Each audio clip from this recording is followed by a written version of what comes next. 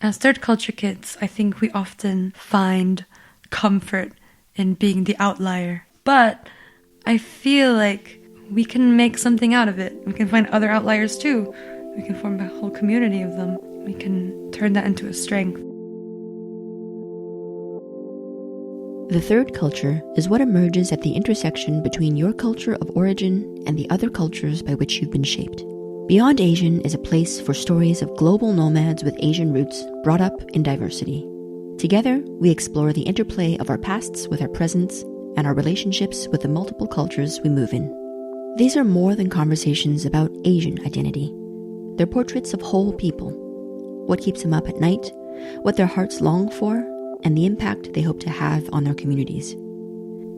I'm your host, Sen Jan, a third culture kid born in China, raised in Canada, and currently based in Berlin. This series is a first step towards making peace with my own Asian background, and it's my hope that other third culture Asians will hear themselves reflected in our stories.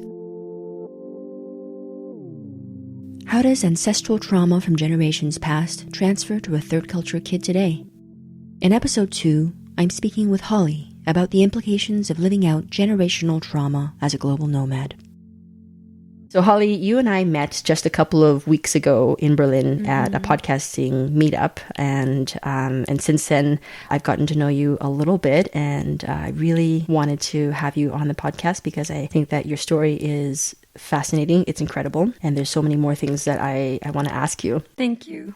So maybe you can start by just telling a little bit about how you came here to Berlin. So I was born in Penang, Malaysia. And when I was 2 years old, my parents and I moved to the US in California. I lived there for a total of 6 years in Sacramento. And when I was 6, we moved back to Malaysia. And then I lived there till I was 12, and we moved to Shanghai. And then at 18, I moved to London. And then last year, I moved to Berlin. That's a sort of timeline. So you've lived in a lot of different places, and all of this happened when you were still in your formative years. And so you would be like the poster child for what we were talking about for third culture identity. Absolutely, yeah. I discovered that term about 2-3 years ago, and I remember that I was sort of reading up on it with my best friend who lives in Melbourne, and we were just reading it simultaneously and just sobbing and telling each other, oh, I've never read something that sort of identifies myself so much. And I feel like third culture kids who sort of identify themselves later on in life with this term really sort of, for the first time, find an understanding into like why they are the people they are today. Do you remember what were the aspects that stood out to you? Well, I would always say my life has been a challenge of belonging. It's that sort of theme that is very prevalent among almost all third culture kids. We almost always ask ourselves, like, whether it's at a very young age or teenagehood or in adult life, like, where do we belong? Who am I? What is my cultural identity? Who are my people? And these are themes that keep coming back again and again into my life. Do you remember when you were living in these different places, whether it was in California when you moved, or when you went back to Malaysia, or when you were in Shanghai, or when you were in London, any specific experiences or memories that showed you that you have a different perspective on the world? Yeah, for sure. So I remember clearly when I moved back to Malaysia when I was 6. My parents put me in a primary school, sort of like a public primary school with other like mostly Malaysian Chinese kids. And the teachers would call me a wild child because I was super Americanized and expressive and loud. And unlike all the other Malaysian Chinese kids who were sort of quiet, more obedient. I mean, we were all children though. We still had that, spark in us and whatever. And that was sort of my first experience. But I sort of quickly molded to become like everyone else, I would say. Then when I was about 11, 12, my parents slowly had a conversation about like, okay, we want to move to Shanghai. My dad had a better job opportunity there, but it was also prompted by the fact that they wanted to get me out of the sort of very toxic Asian education model. Like we were hit in school. We were ranked number 1 to 45, who was the best, who was the worst. And I was never affected by this so much. But all the other kids, their moms and dads would, be very stereotypical in the way that they would be like, oh yeah, my kid is learning the violin, the piano, maths, English. Oh, well, my kid is learning science, sort of outside of school. My parents were just like, no, we don't want our daughter to be in this sort of environment, all the gossiping that went out backwards as well. I suppose they were a little bit more progressive in contrast to everyone else having lived in America. Progressive, whatever you want to call it, just a different model. Didn't want to pressure their child so much. Right. So yeah, then we sort of spoke about moving to Shanghai, and that was my first moment of like saying goodbye to all my friends around me when I was 12, and then moved to Shanghai. And there I had like definitely another culture shock experience. What was that like? So it's interesting. Like it's always a sort of tug between East and West. And when I was in Malaysia, obviously it was very sort of Eastern ideologies. And when I moved to Shanghai, it was sort of like sort of in between. Even though we were in China, I went to an international school that was very Western. In fact, it was called Western International School of Shanghai. And so I was this very shy, very awkward socially kid with like a fringe, and I didn't have any friends, and I read manga all day in class. Yeah, the first 2 years were very, very lonely. I didn't really know how to socialize with the other kids, but then as I slowly sort of did, I became more westernized. I became more open, more expressive, but it wasn't the sort of typical model of being Western as well. Like Shanghai was another extreme of it, because like all the kids started going partying at the age of like 13, 14. Okay, wow. And, they wouldn't check our IDs. We'd go to open bar all the time. This was in Shanghai that the bars wouldn't check IDs of 13-year-olds and 14-year-olds? Absolutely, yeah. That's incredible to me. Yeah.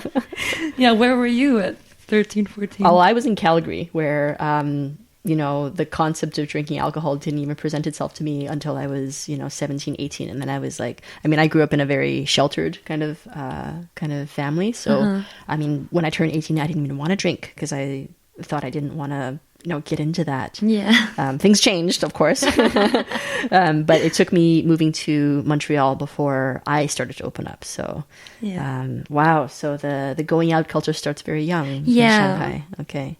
Yeah. Yeah, and it was it was very extreme, like I was just at home watching anime and then going to clubs where there were like 20, 30-year-old men hitting on you, and then like alcohol, like free alcohol, or like really like dirt cheap alcohol everywhere. And then I very quickly became a very rebellious teenager and like went out a lot, and my parents were not very happy. Yeah. Is that something that they expected when they moved to Shanghai? Were they aware of what the culture was like? Absolutely not. They wanted me to be in a better education, which it was. My school was amazing. We were like, it was a proper community of people. But they did not expect their daughter to suddenly, wear like super short dresses and 4 or 5 inch heels at like the age of 15, come home like fucked. And then, I think that was a complete shock to them, and it resulted into a lot of problems. And that was very, very tough. Can you talk a little bit about what the effect was of being such a rebellious teenager in this, more traditional Asian culture? Shanghai is still a very open kind of city because of how international it is. But comparatively, if we compare Shanghai and Sacramento, it would still be 2 different worlds. Yeah. So what was that like for you to go through that experience of saying, no, I don't want this, I don't like that, this thing doesn't work for me? Like, how did that play out in your upbringing? So for myself, I was just trying to fit in, right? I was just trying to feel validated by everyone else around me because everyone was going out as well. And I had I guess, like, inner sense of loneliness that came on from, like, before already, the sort of alienation that I felt, like, of always being a different kid, whatever, and then going in and not fitting in. So I tried my best to do that, and try my best to not be seen as, like, just the awkward Asian girl, which in this sort of westernized school environment was like I felt like just a typical stereotype of Asian people. Like, the Westerners were cool. I mean, the Asian people weren't as cool. I mean, wasn't just Western as well. It was basically non-Asian. My friends would invite me to sleep over, and my parents wouldn't let me. And I would ask why, and they would be like, "'Cause you're a girl," and that's just not what girls do in this Asian context. And I would rebel, like, really, really hard against them, and, like, start screaming and say, no, like, I'm gonna do it, I'm gonna do it, I'm gonna do it. And my family are people themselves with, you know, they come from this very, very traditional background. I mean, they did not expect me at all to act the way I did, so it results into a lot of problems between us. Like, my family has a lot of mental health problems too. My dad, coming from a background where his father was a heroin addict, and growing up with a lot of trauma, I think, from that, and my mother too. I think it was just the perfect breeding ground for a lot of the toxicity to come up when the conflicts that I had did come up. I mean, it was I would say from the age of, like, 15 to really 19, 20, like, it was a very dark time. It was a very, very dark time in my family. Yeah, I would feel very, very alienated, both from my school community and my family, and have to sort of live a very double-faced life with both of them on these two very extremes. And yeah, I would hide in my closet, hide in the toilet, and, like, call my school principal, call my best friends, and tell them that I feel terrified and I feel scared. And that was a lot of my memory as a teenager, really. Very prominent one. You talked about living this double life, and I think a lot of us who identify with the third culture can really empathize with that. What were some of the things that helped you cope with that? You know, to have one setting at home and then to have another setting during the day, and to be traveling in between these two kinds of environments? It's an adaptation skill, I feel like, as you said, like, all of us sort of learn at a very early age to do. I would learn to sort of not say everything to my family or lie. Very many times I would say I'm just going to sleep over, then I would go out and, like, drink until, like, I was, like, you know, passed out in the toilet, like, building a bedsheet of, like, toilet paper, just like, you know, really, really, like, intense shit like that. And yeah, and looking in hindsight as well, the sort of extremity of that definitely came from the feelings of isolation that I had, that I was not completely understood by both sides. I mean, like, as I said before, my family never properly understood why their daughter was acting out in these ways, acting out, trying to fit it. And on the Western side, they couldn't understand why my family were so, like, held on to me so strongly. And it was very tough to maneuver between them, like, when I was dating new people, or really, like, when I invited people to my house, or when I had, like, very escalated conflicts in my family, and I would be terrified, like, genuinely terrified, and, like, my friends wouldn't quite understand that dynamic. So it was very, very lonely, and it made me it gave me very negative traits later on in life. I think growing up across different countries, you look at relationships differently, and you build your roots around with people differently too. You know, like, being in international school was, like, very normal for like your best friend to suddenly be like, I'm gonna move, my parents are moving, I'm moving back to Sweden, I'm moving back to Italy, whatever. And then suddenly like your whole life changes, and you know, you have to form new relationships, etc., etc. So when I was growing